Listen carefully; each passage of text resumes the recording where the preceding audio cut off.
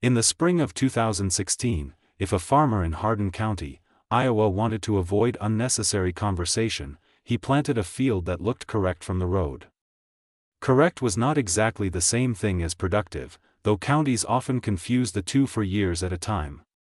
Correct meant black where black was expected, residue managed down to a level that signaled control without making a man look reckless, starter on at the proper rate, sidewalls closing evenly, and nothing green between rows that had not been officially invited by a seed bag, a recommendation sheet, or a consultant billing by the hour. Correct meant a field told the township, before emergence had fully settled, that the person farming it understood the current agreement about what competence ought to look like. That was the arrangement. That was the gravity. A field that looked correct calmed landlords. It reassured lenders. It reduced the number of unnecessary roadside opinions generated by retired men in half-ton pickups and active men who had not yet learned the difference between curiosity and supervision. It told the co-op that the grower had not gotten creative in a way that would later demand explanation. Most of all, it told the township that whatever else happened later in the season could at least not be blamed on spring foolishness visible from County Road D-35. That mattered more than most counties ever say aloud. Now let me tell you about Ruthie Barlow, because you need to understand the woman before you can understand why a 40-acre field everybody regarded as difficult, temperamental, and slightly embarrassing became the piece of ground people in Buckeye Township drove by twice in late August just to make sure their eyes had not made the same mistake twice. Ruthie Barlow was 56 years old in 2016 and had farmed the Barlow place outside of Hubbard for 30 years, though if you had asked certain men in town they still would have described her as a woman who kept the farm going after her husband died rather than admitting that by then the farm bore her management as clearly as any place in the county bore any man's. Her husband, Dale, had been dead 12 years by 2016. A stroke took him in 2004 in the brutal, efficient way strokes sometimes do, leaving no respectable amount of transition between a life that seems merely busy and one that is suddenly being spoken of in the past tense. Dale's father, James Barlow, had bought the home quarter in 1951 after coming back from Korea with a mechanic's hands, a small GI loan, and the kind of patience required to believe that central Iowa clay loam could, if kept tiled, fed, and not insulted too often, repay a man for decades. He added the back 40 in 1959, a tract behind Otter Creek that everyone in the family understood to be more trouble than the deed language suggested. It had a south knoll that dried fast, a lower swale that stayed tacky after big rains, and a middle band of decent soil that spent half its life compensating for what the rest of the field failed to be. In wet years it drowned in parts and yielded in others. In dry years it burned on the rise and tightened hard below. It was never wholly bad. That would have made it easier. It was just inconsistent enough to keep hope involved and just difficult enough to make confidence expensive. Ruthie had not grown up on that farm. She came from a dairy family south of Iowa Falls where forage, manure, and soil condition were discussed as if they belonged to the same branch of practical religion.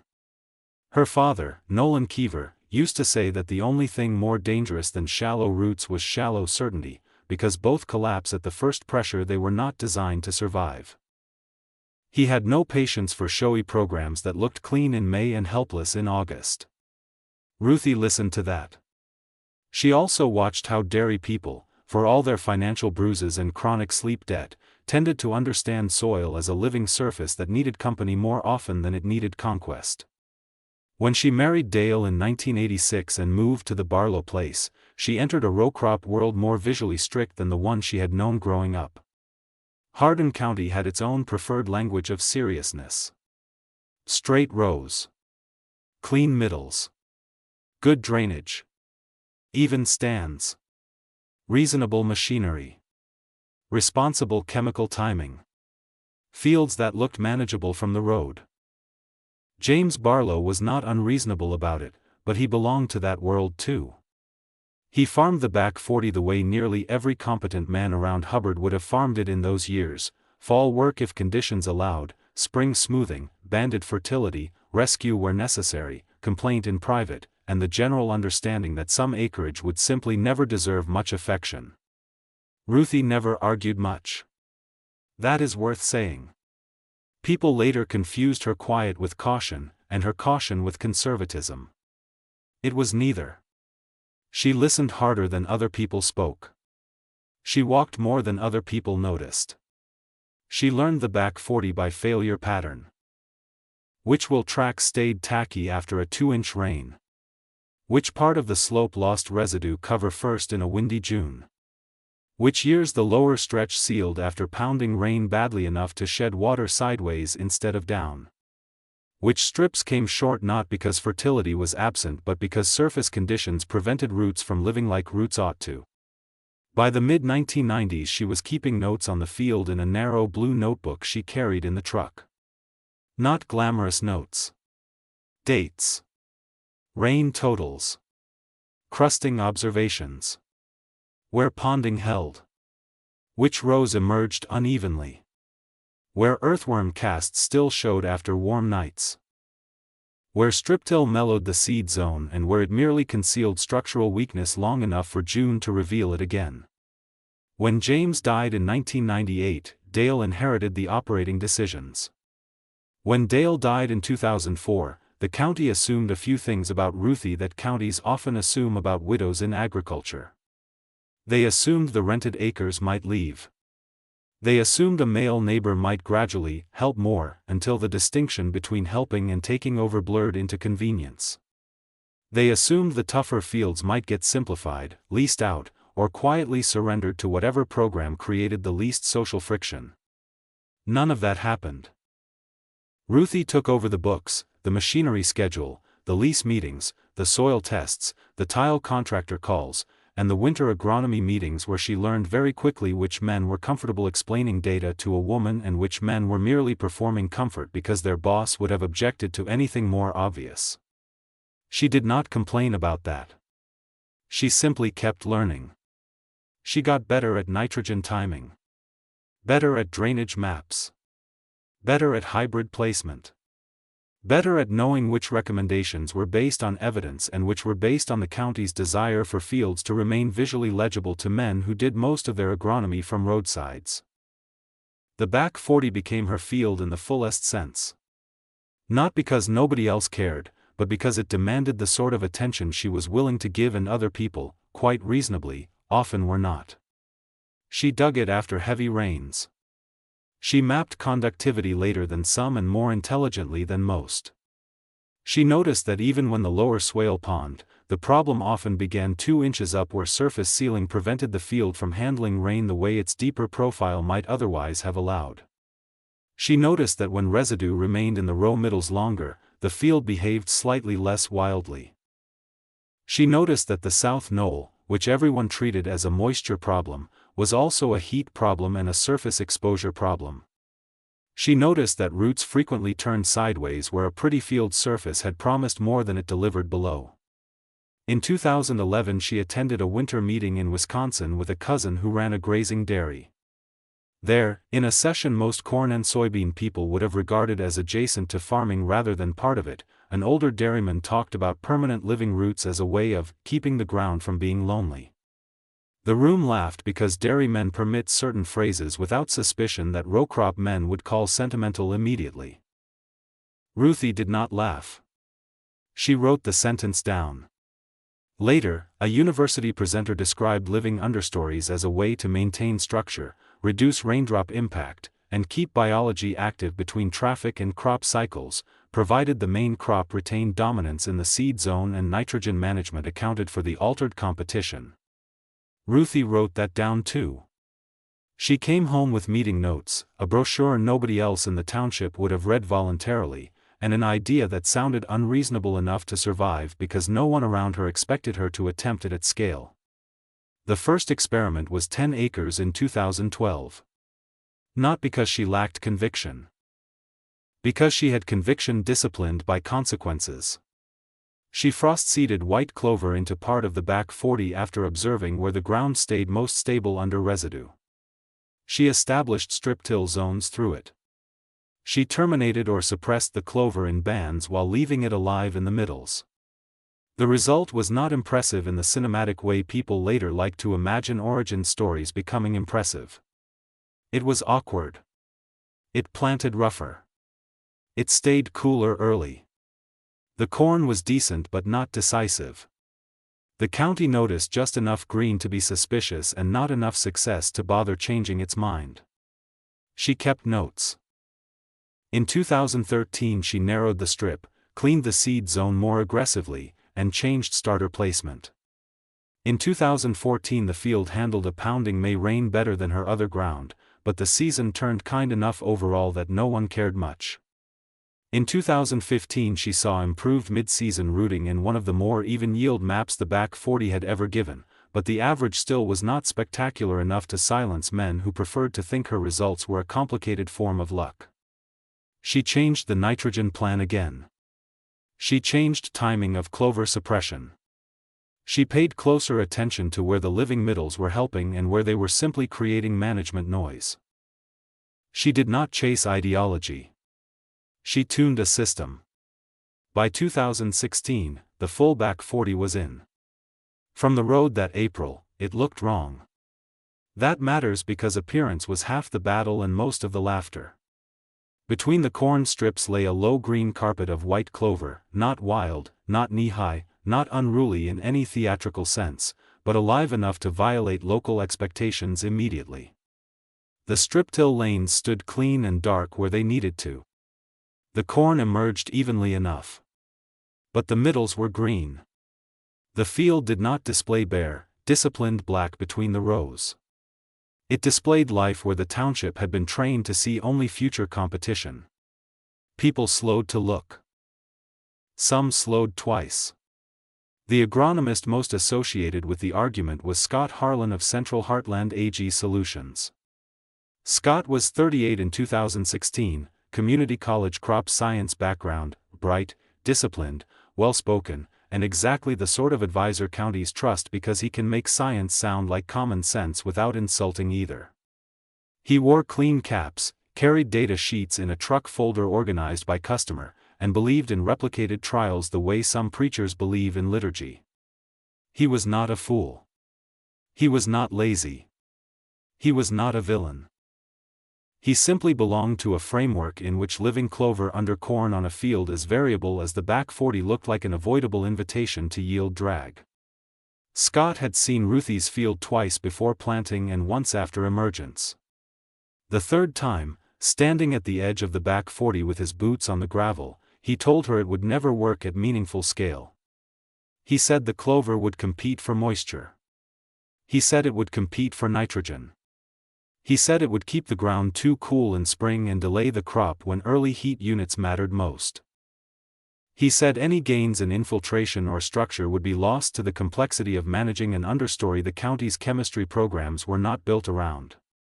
He said she might keep the field looking green, but the monitor would eventually tell the truth. Ruthie listened. Then she said, "The truth I'm after starts below 2 inches. Scott smiled the way agronomists smile when they suspect a farmer is letting observation outrun mechanism.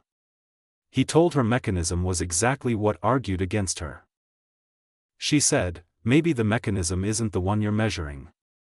That line bothered him more than it should have, partly because it sounded dismissive of agronomy when in fact it was asking for wider agronomy than the county had grown comfortable with. Scott left unconvinced. The township remained entertained. A man at the elevator said Ruthie was growing lawn under corn. Another said the back 40 now looked like a seed company plot designed by a dairyman. One landlord from Steamboat Rock, who had no ground in the field and no right to the opinion he carried so confidently, said what she was doing might pass at a conference but wouldn't pass a yield map. That line came back later in the summer and hurt him more than it hurt her. Now let me tell you about the weather of 2016. Because that is where theories begin paying rent. May arrived wet enough to test every surface. Not catastrophic rain, but several heavy events in close rhythm, enough that worked fields sealed in places and low spots held too long. The back 40, with its living middles and structured strip, handled the first 2 storms better than most expected. Water entered. Some stood, but less. The lower swale remained sticky, yet the ponding moved off sooner. Scott noticed. He gave the clover some credit for infiltration in private while maintaining in public that the season would eventually punish the system elsewhere. Then June warmed and narrowed. The first week stayed reasonable. The second lifted temperatures. The third brought the kind of heat that does not yet constitute drought but begins rearranging the cost of every decision made in spring.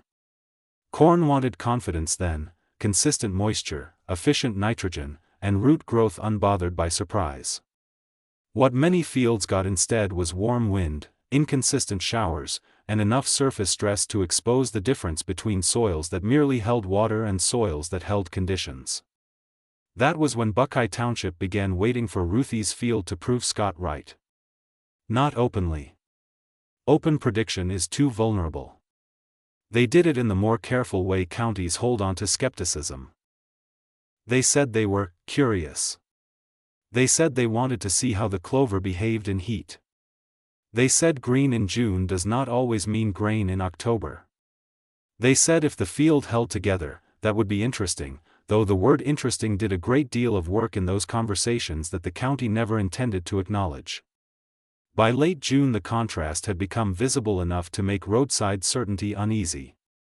Conventional fields still looked good, especially the better ones. This is not a sermon against clean management. Many of those fields were being farmed by smart men with strong programs. But in the variable acres, the awkward 40s, the pondy edges, the rises that burn under heat and the flats that seal after hard rain, the season began drawing finer distinctions. Bare row middles heated harder. Repeated rainfall impact crusted surfaces that had little living protection. Some lower ground stayed wetter too long then dried too fast. The back 40, for once, was not the field exaggerating its weaknesses first. It remained uneven, because it was never going to become a different field simply because one system improved it. But the unevenness changed. The south knoll still felt heat, though later. The middle band looked exceptionally stable. The lower stretch, which usually carried evidence of abuse by late June, held structure in a way that did not look dramatic from a windshield but felt undeniable under boots. Scott walked it again on July 1st with a shovel and a root spade. They started on the knoll where he expected the strongest case against the system. The clover there had thinned under stress and shade. The strip zone still held. The corn roots were deeper than he had predicted given the early cooler conditions he had criticized in April. They moved downslope. There the differences sharpened. In the row zone, the soil held crumb structure instead of breaking into hard plates. In the middles, the living clover moderated the surface and preserved infiltration. At 4 inches, the soil smelled active rather than baked. At 6, the roots kept going. Scott dug again and again, trying to locate the failure he had forecast. He found competition in places, yes. But it was controlled. Managed. Outweighed. He stood up with soil on his gloves and said, "I thought this would be cooler and poorer." Ruthie said, "It's cooler and richer." That sounded like a line too neat to be true. Then he looked again at the aggregate structure in his hand and realized she had simply described the thing he was already holding. Let me tell you what actually made the system work, because if you do not understand that, the story collapses into "woman trusted intuition, man with charts was wrong," which is too simple and too stupid for the truth. The clover helped because it was living in the middles, not competing unchecked in the row. Its roots held the surface between traffic lanes and crop cycles, preserving aggregation and biological activity. The strip-till zone gave the corn a warmer, cleaner lane to establish into. The living understory reduced raindrop impact, moderated surface temperature, and cut evaporative loss during the hardest summer stretches. The system did not rely on wishful nitrogen. Ruthie had adjusted starter and side dress timing over several years, giving the crop dominance where it needed dominance and the understory enough suppression where suppression mattered. The clover was not a companion crop in the sentimental sense. It was infrastructure. Scott knew all those mechanisms individually. What he had not believed was that on a field like the back 40, with all its old inconsistencies, the pieces would add up strongly enough to beat the standard program. By mid-July the county could not fully ignore the field anymore.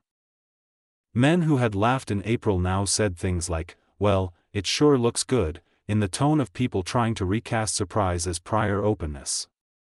The back 40 stayed cooler later into the afternoons. The lower swale did not turn ugly. The knoll, though stressed, held longer than usual. Ruthie's notes that month included one sentence she wrote after a 94-degree day with wind from the southwest: "Field not winning. Field just not losing as fast." That may be the most honest summary of resilient systems ever written. Scott returned in August with another agronomist from Marshalltown and a soil specialist passing through from Ames. They did not come for spectacle. They came because by then the field had become professionally inconvenient in a way smart men eventually learned to pursue rather than avoid. They checked ear counts, plant health, residue behavior, clover suppression, and nitrogen expression in the row. The Ames man, who had seen enough conference claims to distrust stories before he distrusted evidence, walked the field twice and finally asked Ruthie how long she had been tuning it. She said, "Long enough that the learning curve got mistaken for proof it couldn't work." That stayed with Scott longer than any yield number later would. Because that is one of the quiet truths counties rarely admit: many useful ideas die not because they fail, but because they look awkward long enough to be abandoned before the management catches up to the idea. Now let me tell you about August in Buckeye Township, because by then the field no longer needed optimism. It needed arithmetic. The back 40 was not the most beautiful field in the township. Not from the road. It still had that layered look of a place doing two things at once. Green under green. Corn above, clover below. Some men remained aesthetically offended right up until the ears began telling against them. But by grain fill, the field had become undeniably stable. On better soils stability is ordinary and therefore easy to miss. On the back 40, stability was practically a scandal. The township began calibrating stories around it. One man claimed Ruthie must be applying more nitrogen than she admitted. Another said maybe the field had simply caught one extra rain, a theory easy to maintain until county rainfall maps and neighboring fields denied it. A landlord suggested the lower ground was carrying the average, which would have been comforting had the yield history not argued otherwise. Scott listened to all this with increasing impatience, because once an agronomist has been corrected honestly, he tends to become far less tolerant of lazy excuses than he was of the original error. Harvest came in October. There are few sounds in farm country like the sound of a county preparing to have an argument settled by the monitor. The back 40 came off on October 11th under clear light and one of those cool, dry autumn afternoons that make a hard season feel for a moment almost cooperative. Scott was there. So were three neighbors, Ruthie's nephew Jacob, one landlord, and a seed rep who claimed he happened to be nearby, though no one believed that. The first passes on the knoll came in better than expected, but not sensationally so. Nobody said much. The middle band then began to run strong enough that Scott removed his sunglasses and stared at the display as though a changed angle of vision might restore the county's old logic. The lower half held. Not perfectly. Not magically. It simply did not fail in the familiar way. Pass after pass, the field refused to give Buckeye Township the disappointment it had half expected and half needed. When the weighted average was done, the back 40 had out-yielded Ruthie's farm average and, more painfully for the township's self-respect, had out-yielded the township average by enough to become a sentence people could not help repeating. 14.6 bushels. That is the number Buckeye Township kept. It was not just the average. It was the zones. The knoll improved. The lower swale stopped acting like a permanent apology. The middle carried like a field far easier than its map suggested it should. Ruthie stood on the platform and wrote the monitor summary into a legal pad without ceremony. Scott stood by the grain cart, finally silent in a way he had never been during all the months he thought the system would eventually reveal its flaw. Then he said, "I told you it would never work." Ruthie said, "You told me before the field got a vote." That was not triumph. That was correction. Scott nodded. Then, because he was honest enough to let embarrassment perform its proper labor, he said, "I was wrong about the scale." Ruthie looked across the stubble and said, "No. You were wrong about what the field needed more of." He asked what that was. She said, "Company." That line became the famous one because counties like poetry once it has survived data. But by company she meant roots. Living cover. Biological continuity. A surface not abandoned between crop cycles to weather and impact. A field that was no longer asked to behave as though bare were the same as prepared. She meant the ground worked better when it was not left alone. Now let me tell you what changed afterward, because good farm stories are not about one right year. They are about whether anyone learned enough to be different the next one. Scott spent the winter reworking more than a recommendation. He reworked an assumption. Those are harder. A recommendation lives on a page. An assumption lives inside the posture a man takes toward other people's ideas. He did not become reckless. He did not come out of 2016 preaching clover beneath every acre in the county. That would have been unserious. Instead he became careful in a better way. He began distinguishing between systems that look risky because they are badly managed and systems that look risky because a county has not yet expanded its picture of what competent management can look like. At the January agronomy meeting in Eldora, Scott used the back 40 as a case study. He presented it cleanly. Early season photos. Soil temperature differentials. Rooting observations. Infiltration notes. Nitrogen timing. Zone yields. Then he put up the April road photo, the one that made the field look almost offensively wrong to Buckeye Township sensibilities. He said, "This field looked like competition from the road." Then he clicked to the yield map. It turned out to be support. That sentence did more work than the 14.6 did. Not because yield numbers lacked force. Because the sentence translated what people had mistaken all season. They had seen green and assumed theft. They had seen life between the rows and assumed disorder. What they had actually seen was a support system the county had not yet trained itself to recognize. Ruthie did not become a speaker. She did not start a consulting business. She did not begin using conference language. She kept farming. In 2017 she modified the strip cleaners again. In 2018 she changed clover suppression timing after a wet spring created too much early vigor in the middles. In 2019 she tested a narrower seeded band on one section and rejected it because the system needed enough living floor to matter. She tried Kara clover one year, found it too stubborn for the benefit it offered, and wrote in her notes, "Stubborn roots are not the same thing as useful roots." That line, too, deserved wider circulation than it got. Other farmers copied her. Some badly. Two failed because they copied only the appearance of the system, green under corn, without understanding the management needed to keep the crop dominant. One starved the strip of nitrogen and then blamed the clover for what his own caution had done. Another left suppression too late in a dry spring and created exactly the competition Scott had warned against years earlier. Those failures briefly comforted the township because they appeared to restore the old logic. Scott, to his credit, stopped that comfort before it turned lazy. "This isn't a picture," he told one customer. "It's a discipline." That sentence entered local agronomy lore too. By 2019, 5 farms in Buckeye Township had trial acres with living middles of some kind. Not all clover. Some volunteer cover, some planted understories, some hybrid systems that would have made conference people write papers and old men roll their eyes. 2 succeeded meaningfully. 1 became a mess. But the township had changed. It no longer laughed first. It asked harder questions first.